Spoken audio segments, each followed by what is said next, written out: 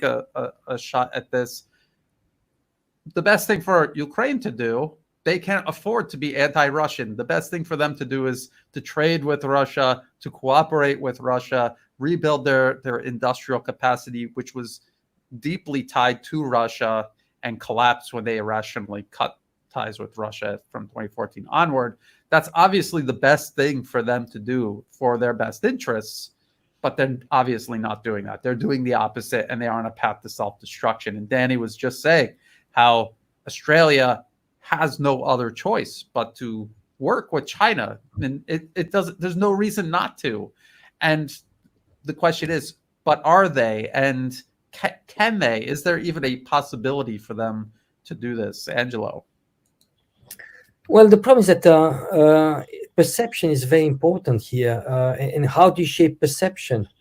You know, it's this whole thing about what Noam Chomsky calls manufacturing consent. You know, when you are hammered, not only, you see, there's the deepest one is probably on, on ethnically, in a sense that, all those movies that you see on Hollywood, it's Russian was never the cool guy, Chinese was never a cool guy, was always like obscure, so you have that. But additional to that, you have the media hammering all the time China threat.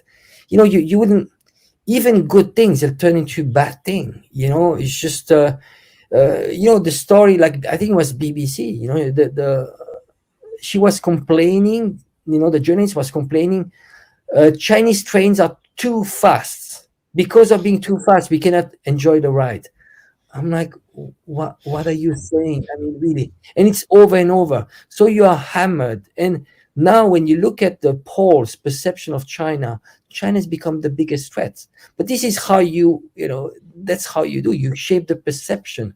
And politicians, if you want to be elected, because the perceptions have been shaped already, you have to go along. So now, you have the rational will be like, well, I'm supposed to bring prosperity to my country, but then you need to be reelected. So you need to do some virtue signaling. You need to go there and say stupid things about Chinese human rights, and because it's virtue signaling, but ultimately it's shooting yourself in the foot. It doesn't make any sense. So the problem is that the perception, again, the media, the information space, plus you have so much money being poured from NGOs. It's the strategy of the loser. Because you cannot compete, then you have to. We've seen that as kids, right? Kids, you cannot compete. Either you are going to make sure the person doesn't compete at all, or you are going to do to say, well, he cheated, he cheated, or bad publicity and so on. And that's what the West is doing. See, the Belt and Road Initiative, the Congress had to issue a bill of $500 million on bad coverage, to do bad coverage about the Belt and Road Initiative in China. Why do that? Why don't you compete? That's the strategy of a loser. That's the one that doesn't accept he's losing, and he's going to tell everybody, oh, he cheated, or he did whatever, or it's crazy, just crazy. It is. It's an entire nation state, or even region of the planet, the West, the collective West, with almost a childish mindset. You see these articles, the trains are too fast. I even saw one, they're curing cancer too quickly. It's like, how is that possible?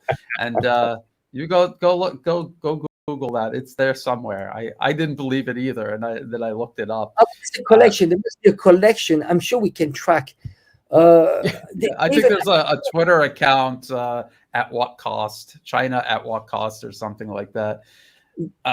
Yes, and you also see, and in all seriousness, you also see the collective West saying the only way China is surpassing us is because they're stealing our intellectual property, just like you say, Angela, they're cheating, they're stealing our intellectual property. There's no way those people can come up with these things on their own. They have to be taking it from us because we are the best. And obviously no one can be better than us. So how could they possibly be doing it? And these are people who are in charge. They're at the top of Western society. They are running countries and corporations, and they have this very troubling mindset.